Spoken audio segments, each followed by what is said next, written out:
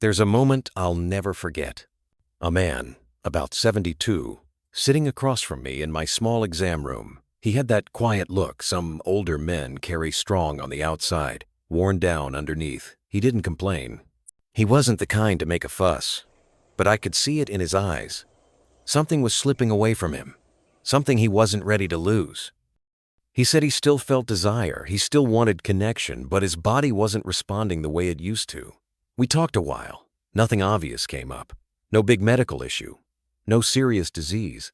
He exercised, ate well, stayed active. Then I asked a question that made him shift in his seat a little. I asked how he spent his time alone when no one else was around. And that's when it came out.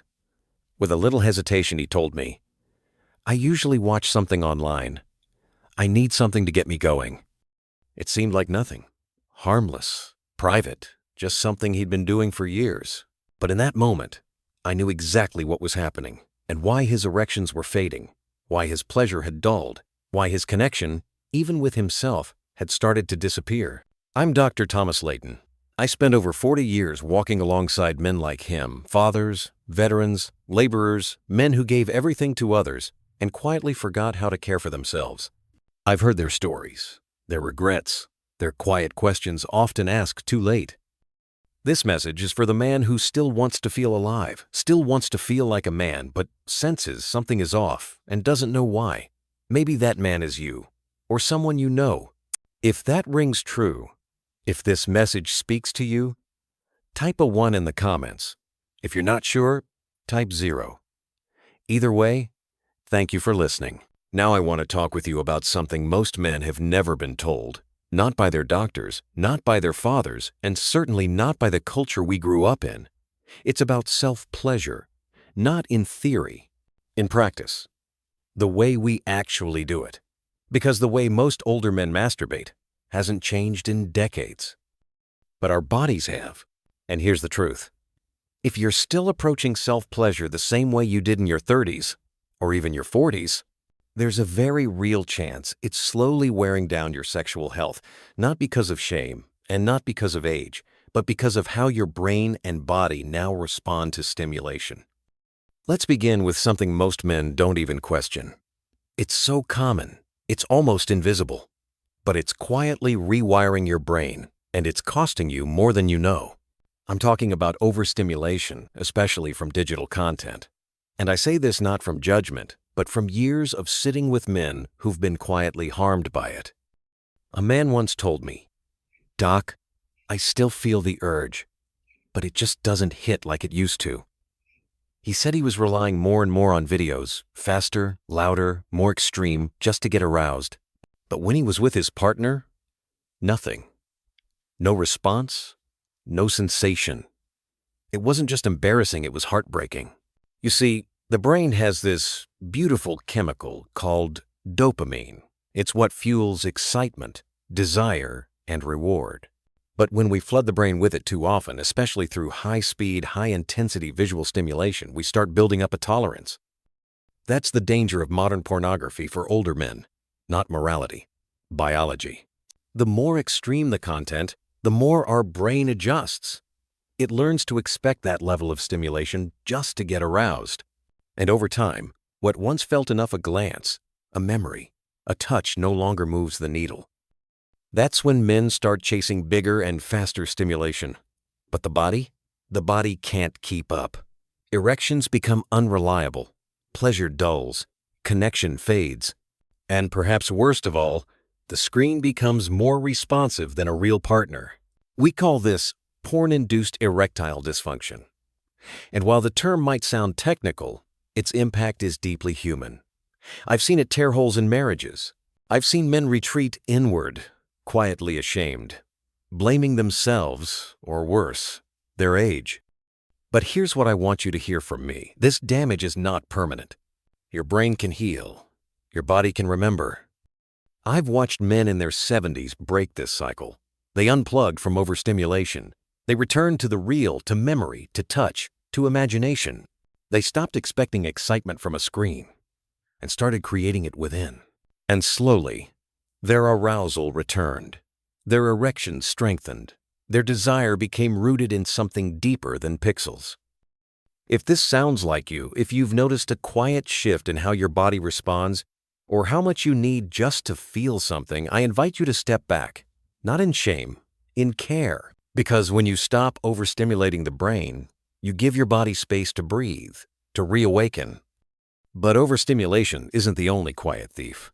There's another habit that feels innocent, even routine, but it chips away at your vitality all the same. It's something I've seen in hundreds of men over the years. A subtle, silent practice that trains the body to disconnect. It's masturbating without intention. A man once told me, "I do it before bed, just to fall asleep, not really thinking, just get it over with." And that's what stuck with me, get it over with. He didn't realize that every rushed, disconnected act was teaching his body not to feel. And over time, that's exactly what happened. He came to me months later, confused. "Doc, I still want it, but it doesn't feel like anything anymore." His climax felt shorter. The sensation was muted. He didn't feel restored afterward, just done. Empty. What he didn't realize was this. The way you touch yourself teaches your body what to expect. If you do it rushed, half asleep, lying in a way that compresses your body, distracted, just going through the motions, then your body adapts to that. Your nervous system learns that this isn't about connection. It's about release, fast, functional, forgettable. And your body stops building arousal. It stops investing energy in pleasure. It shortcuts every process that used to work naturally, the rising tension, the blood flow, the emotional build, until it's all mechanical, automatic, dull. This isn't age. This is training. The good news is, it's reversible. But it requires a change in how you relate to yourself. Now, I'm not talking about turning masturbation into some mystical ritual. You don't need candles or mantras, but you do need to be present. You need to breathe, to feel, to slow down, to choose awareness over autopilot. I remember one patient, a 74-year-old widower, who admitted he hadn't felt truly connected during self-pleasure since his wife passed. He said it felt more like scratching an itch than feeling something meaningful. I asked him to try something small. Don't change everything. Just one time, sit differently. Turn off the screen. Stay awake. Stay engaged. He called me 3 weeks later with a tone I hadn't heard before. "Doc," he said, "it's starting to come back. Not like I'm 25 again, but I actually felt it. I actually wanted it. I didn't think I ever would again." That's what I want you to hear. It's not about chasing youth. It's about letting your body relearn what it already knows.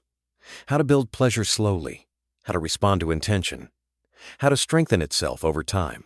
When you slow down, your brain rewires, your pelvic muscles activate, testosterone levels stabilize, even your sleep improves.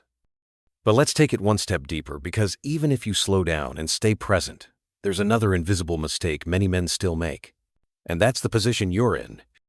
Now, it may seem like nothing, how could sitting matter? But I'll tell you what I've seen in my practice. A man comes in with poor erections. He's healthy, he's active, he's done everything right, but something's off. Then I ask how he typically masturbates, and he says it like it's no big deal. "I sit in my recliner, always have, and there it is." What most men don't realize is this. When you're slouched or seated, especially in a soft chair, you're putting direct pressure on your pelvic floor and the arteries that supply blood to your penis. Blood flow is everything. Without proper circulation, your erection can't reach full strength. It fades faster. It takes longer to arrive. It might not even show up at all. The internal pudendal artery, that's the one we're talking about, can get compressed when you're seated wrong. And your pelvic muscles, the ones that help control erection firmness and ejaculation, get weak when you don't engage them properly. It's like stepping on a garden hose and expecting water to still flow. Some men even develop subtle nerve compression, leading to numbness, delayed sensation, or even discomfort in the pelvic region. Now, this isn't about shame. It's about physics. It's about giving your body the environment it needs to function. So what can you do? Start by lying flat on your back, legs supported, maybe a pillow under your knees. That opens the pelvis, supports your spine, and encourages full blood flow. Others prefer standing or even gently stretching beforehand to activate circulation. You don't have to reinvent your routine. Just shift the way you support your body. Because your position, that quiet physical detail you've never been told about, can make the difference between fading arousal and full, confident response. If you've made it this far, and any of this is helping or even just making you think differently, consider subscribing. I'm not here to give quick fixes. I'm here to walk beside you through what matters. And if you want to keep hearing messages made just for men like you, that little subscribe button makes sure you won't miss the next one. Now, there's one more habit we need to talk about. And I'll warn you, it's deeply ingrained in most men. It's not about what you watch. It's not about where you sit. It's about your rhythm. Most older men rush. They climax fast. No build-up, no patience, no control. And they do it because they think it's efficient. Or maybe it's just how they've always done it. But here's what happens. When you rush, you teach your body that climax is the goal, and that pleasure is just a byproduct. And when that becomes the pattern, your body adapts. You lose stamina. Your erections get weaker. Your nervous system shortens the arousal cycle. So, when you're finally with a partner, your body doesn't know how to hold tension. It wants to finish before it's even started. One man, in his early 70s, said to me, "Doc, I feel like I'm slipping away before I've even gotten started." He thought it was a hormone problem, maybe low testosterone. But when I asked how long his typical solo session lasted, he said, 2 minutes, maybe 3. I just get it over with. There it is again, get it over with. That habit, repeated daily or weekly, sends a signal to the body. Don't hold pleasure. Don't stretch arousal. Just finish. And over time, the body listens. But there's a way to reclaim control. A technique that's helped many of my patients rebuild stamina, strengthen erections, and increase sensitivity. It's called edging. Edging means allowing yourself to build toward orgasm, but pausing just before climax. Letting the tension rise, breathing through it, then backing off, waiting, rebuilding, feeling again. It's not about denial, it's about rhythm. Men who practice this regularly often notice more powerful orgasms, better bladder control, and more confidence in the bedroom. Why? Because their nervous system learns not to fear arousal, not to rush, but to stay there, in that powerful place between tension and release. You can start slowly. Once a week. Take your time. Turn off the screen. Focus on sensation. Learn where your edge is. Breathe deeply. Engage your muscles. And when the time comes, let your body know it doesn't have to finish fast. You still have control. And as powerful as this is, there's one final mistake I need to show you. And it's one most men never think about, because it has nothing to do with what you do and everything to do with when you do it. It usually happens at night. The house is quiet, the day is behind you, and maybe you're feeling a little restless, or maybe you're just trying to fall asleep. So you turn to the same habit you've had for years, a bit of release to take the edge off. But here's what most men don't realize. When you masturbate while tired, drained, or emotionally stressed, your body isn't truly available for pleasure. Your system is in a different mode entirely. See, under stress, even low, quiet stress, the body releases a hormone called cortisol. It's your fight-or-flight chemical. And while it serves a purpose, it also suppresses testosterone. It constricts blood vessels. It makes the nervous system guard itself rather than open. So when you try to engage in pleasure while cortisol is high, you're essentially pushing your body uphill. You're asking it to respond while it's bracing for a storm. And that's why, over time, so many men begin to feel something slipping. Not all at once, not dramatically, but slowly, quietly. You start to notice that your climax is shorter, duller. Your erection doesn't stay as long. You wake up feeling a little less rested, a little more disconnected. You might assume it's aging, or hormones, or maybe you're just not interested anymore. But what's really happening is that your body is associating sexual stimulation with tension instead of pleasure, with pressure instead of peace. I've had men, strong men, proud men, tell me they feel like something inside them is going numb, that it's not even about satisfaction anymore. It's just a habit, a mechanical pattern that doesn't feed them.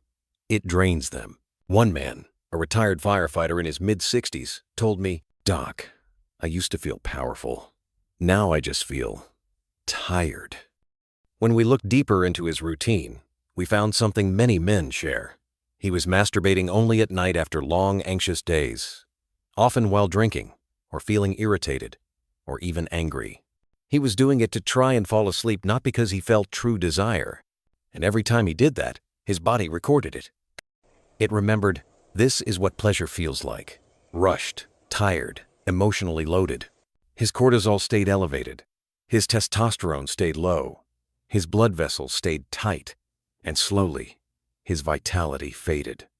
Now here's the shift. When we stopped that pattern, just paused it, didn't even eliminate it, and invited him to engage, only when he felt relaxed, well-rested, emotionally at peace, everything changed. He began to feel again. He noticed sensation returning. Erections became fuller. His sleep improved. His confidence grew not because of a pill, but because his body was finally getting what it needed, a sense of safety, of presence, of readiness. You see, the body isn't a machine. It's not something we push through. It's a listener. It's always listening. And if we engage with it at the wrong time, it doesn't punish us. It just starts to shut down quietly. But when we choose the right time, when we give it stillness, oxygen, and warmth, it responds. So, here's what I ask you to consider. The next time you feel the urge to reach for that old routine, ask yourself, am I rested? Am I calm? Am I doing this to feel more alive or just to shut down? And if the answer is the latter, I invite you to wait. Take a walk. Drink some water. Breathe deeply. Sit in silence. Let your system shift out of stress and into readiness. It doesn't have to be complicated. It just has to be honest. That's the real work here. Because now you know. You know the 5 mistakes that quietly work against your sexual health. Overstimulation from screens, disconnection from intention, slouched posture, rushed release, and timing that clashes with your body's natural rhythm. And that brings us to what really matters. What do you do now? If any part of this spoke to you, even one sentence, then I want you to take that as a signal, not a warning, a signal. That your body still wants to respond, that you're still alive inside. You don't need to overhaul everything overnight. You don't need to be perfect. You just need to be willing. Willing to pause. Willing to listen.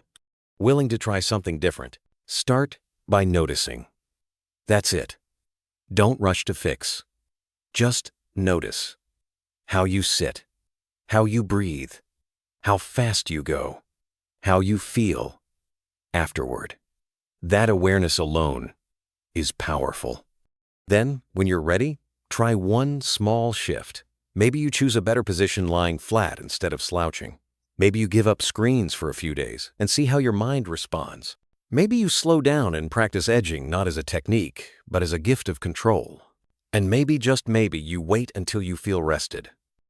That one shift alone can restore your nervous system's trust in pleasure.